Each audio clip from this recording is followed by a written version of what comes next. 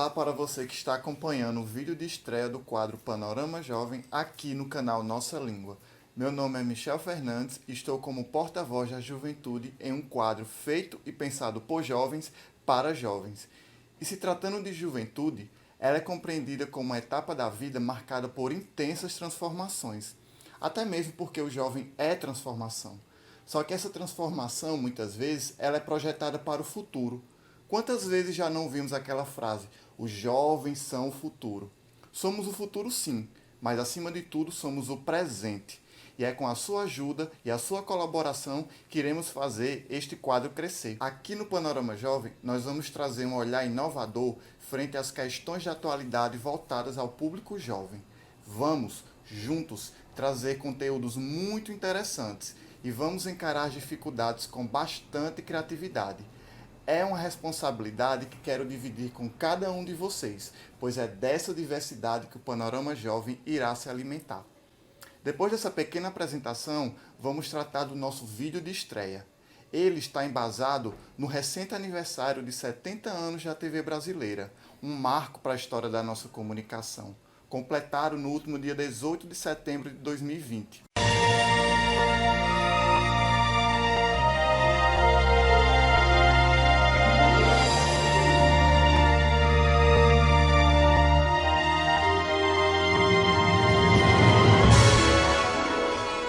Por isso, o tema do nosso vídeo de estreia de hoje será os programas de TV de antigamente direcionados ao público jovem. Eu sei que são muitas opções, muitos canais, até mesmo porque estamos lidando com 7 décadas da TV brasileira, mas eu separei 3 programas que eu tenho certeza que vale muito a pena você conhecer. Vamos lá? O primeiro programa que eu quero que você conheça é um programa chamado Jovem Guarda.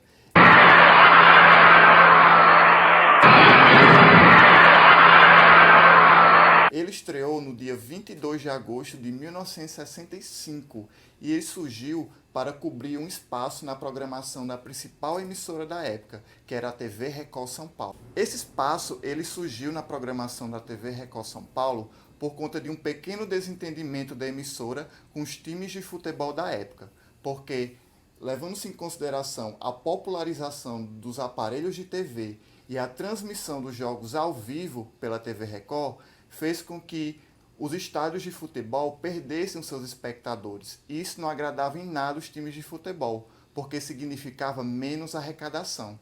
Até que a TV Record deixou de transmitir os jogos ao vivo pela TV. Então, o programa Jovem Guarda surgiu nas tardes de domingo para cobrir esse espaço na programação da principal emissora do país. E para estar à frente deste programa, foram selecionados 3 jovens cantores da época, hoje já consagrados pelo seu talento e seu sucesso. São eles Roberto Carlos, Erasmo Carlos e Vanderleia. Mas antes da seleção desses 3 jovens cantores, outros nomes da música foram sondados na época, como por exemplo da cantora Celi Campelo. Ela que na época era muito tocada nas rádios e tinha um grande fã-clube, além de ser um fã-clube muito fiel. Mas só que ela acabou não aceitando o convite por conta que iria se casar e iria deixar a carreira de lado. Oh, Cupido, vê se deixa em paz. Meu coração que já não pode amar. Eu amei há muito tempo atrás. Já cansei de tanto soluçar. Quem é o fim? Oh, Cupido, vai longe de mim. Mas isso não foi impedimento para o programa ir ao ar. O programa foi de extremo sucesso e em pouco tempo ele deixou de ser um simples programa de auditório musical. O programa, que estreou nas tardes de domingo, mais precisamente por volta das 16h30, levava muitos convidados musicais, eles que tocavam a semana inteira nas rádios e com isso era um grande sucesso.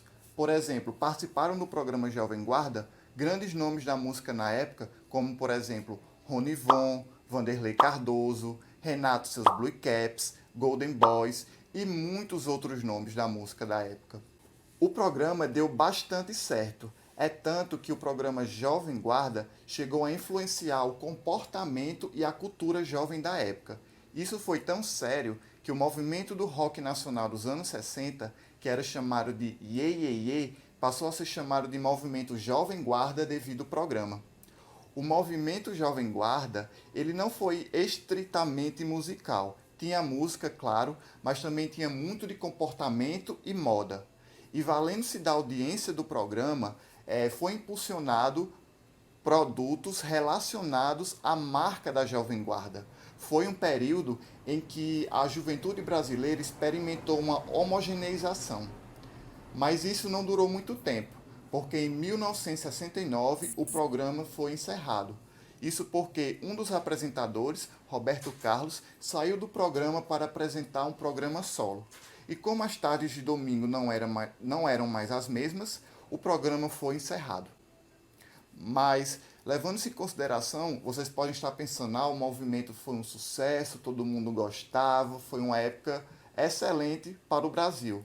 Mas não foi tão bem assim, porque na época existiam setores da sociedade que não simpatizavam muito com o movimento Jovem Guarda. Um desses exemplos era a juventude politicamente ativa, que dizia que as canções do movimento Jovem Guarda eram alienantes e faziam com que os jovens não se preocupassem com o que realmente estava acontecendo no país, pois naquela época o Brasil estava sob uma ditadura civil-militar.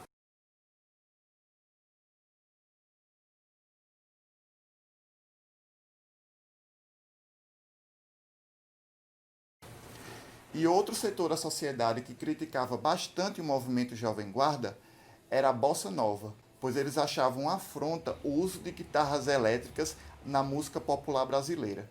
Muito tempo já se passou desde aquele movimento da Jovem Guarda, e hoje, quando relembramos aquele momento histórico do nosso país em relação à música, vemos que todas essas críticas têm as suas validades, mas também o movimento Jovem Guarda tem a sua contribuição. É tanto que artistas consagrados pela MPB, como Marisa Monte e a banda Skank, regravaram músicas do movimento Jovem Guarda. De que vale tudo isso se você não está aqui? De que vale tudo isso se você não está aqui? O nome Jovem Guarda, ele tem várias teorias para o surgimento desse nome. E uma das teorias que eu acho bastante curiosa é que diz que o nome Jovem Guarda ele foi inspirado em uma frase do revolucionário Lenin, que diz, abre aspas, o futuro pertence à Jovem Guarda, porque a velha está ultrapassada, fecha aspas. O programa Jovem Guarda ele ficou registrado na história da TV brasileira. E um grande exemplo disso é que, na época, mesmo com os recursos tão limitados da TV brasileira, ele conseguia alcançar um público de 3 milhões de pessoas em São Paulo, além de ter transmissões em videotape em cidades como Rio de Janeiro, Belo Horizonte, Recife, Porto Alegre, o que mostrava um grande sucesso nacional deste programa. Agora vamos dar um salto. Vamos sair do final dos anos 1960 e vamos para o início dos anos 1980, mais precisamente o ano de 1983, no qual vamos conhecer o nosso segundo programa de hoje. Naquela época, o Brasil passava por um processo de reabertura política, onde os brasileiros retomavam a sua liberdade e o país passava pela sua redemocratização. Naquela época, muitos programas de TV alternativos surgiram, porque os canais estavam se aproveitando dessa liberdade, depois de muito tempo sob censura dos militares. E nessa reabertura, e nesse processo de vários programas alternativos, surgiu um programa na TV Cultura chamado A Fábrica do Som, que era apresentado pelo jovem Tadeu Jango.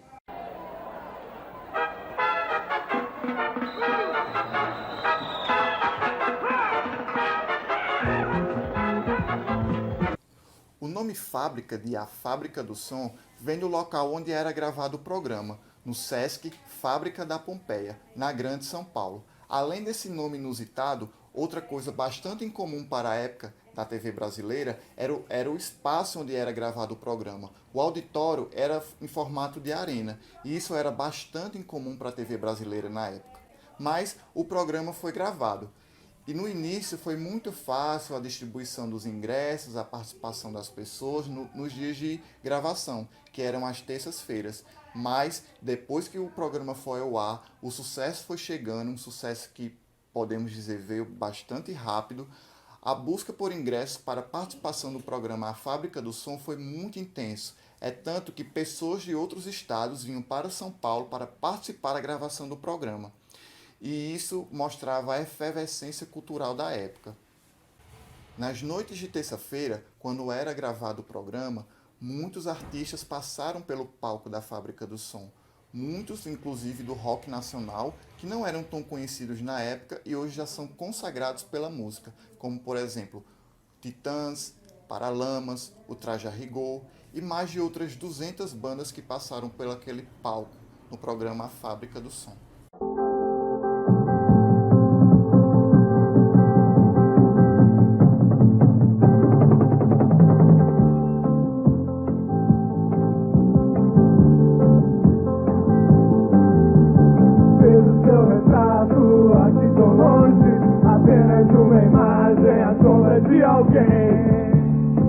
Além da música, que era bastante presente no programa, o apresentador ele se destacava por ser alguém que não era omisso.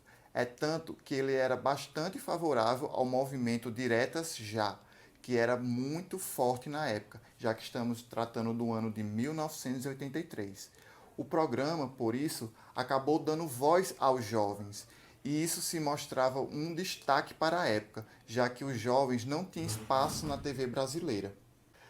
Esse modelo de programa, da qual os jovens tinham direito à voz, foi copiado futuramente por muitos outros programas. Apesar do sucesso, apesar da audiência, o programa foi encerrado um pouco mais de um ano depois. Isso porque, na época, o posicionamento político do apresentador não agradava muito a algumas pessoas do alto escalão da TV Cultura, mas isso não impediu que o programa ficasse marcado na história da TV brasileira. É tanto que no ano de 1999, no aniversário de 30 anos da TV Cultura, eles fizeram um especial de 18 programas que rememoravam os grandes sucessos do programa A Fábrica do Som. Aqui, agora, no Sesc Fábrica Pompeia, na Fábrica do Som. Alô, aqui é do céu, quem tá na linha é Deus, tô vendo tudo esquisito, o que há com vocês? Aqui, agora, no Sesc Fábrica Pompeia, na Fábrica do Som. Eu prefiro ser essa metamorfose ambulante. Aqui, agora, no Sesc Fábrica Pompeia, na Fábrica do Som.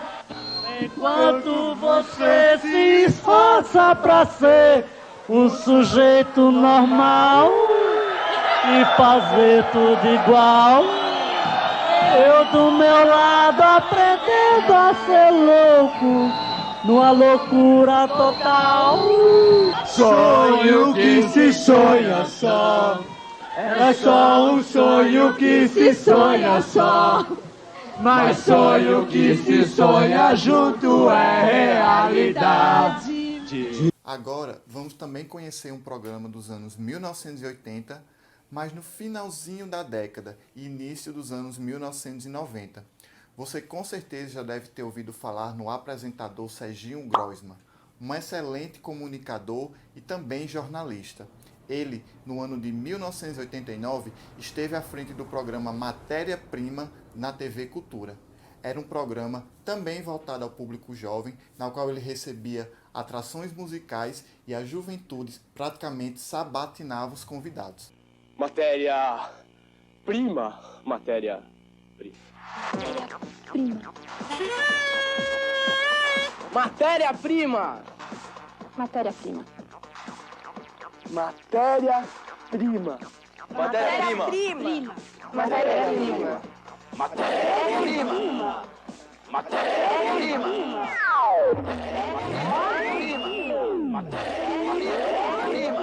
Matéria-prima! Matéria-prima. A valorização da plateia era o grande destaque do programa, porque os jovens eles interagiam o tempo todo. E o palco do programa era bastante democrático, pois passava desde artistas consagrados nacionalmente na época até artistas não tão conhecidos. O programa era uma arena de informações, música, entrevista e muita coisa que agradava o público jovem na época. Isso mostrava que o programa, além de ser algo voltado para jovens, era um programa de espírito jovem, o que fazia com que espectadores de várias faixas etárias acompanhassem o programa Matéria-Prima.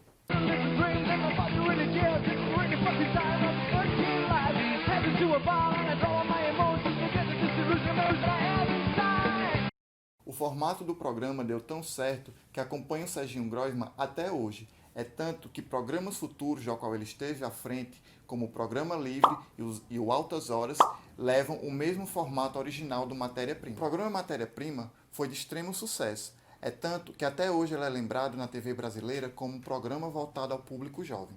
Com a apresentação desses programas que marcaram a história da TV brasileira, encerramos o nosso vídeo de estreia. E você, já conhecia algum desses programas? Relembrou? Rememorou? Deixe aqui nos comentários, também deixe sugestões de programas que você conhece que marcaram a história da TV brasileira. Se você nos acompanhou até aqui, curta esse vídeo, nos siga nas redes sociais, acompanhe o nosso canal. Tem muita coisa bacana sendo produzida para você. Até a próxima. Tchau.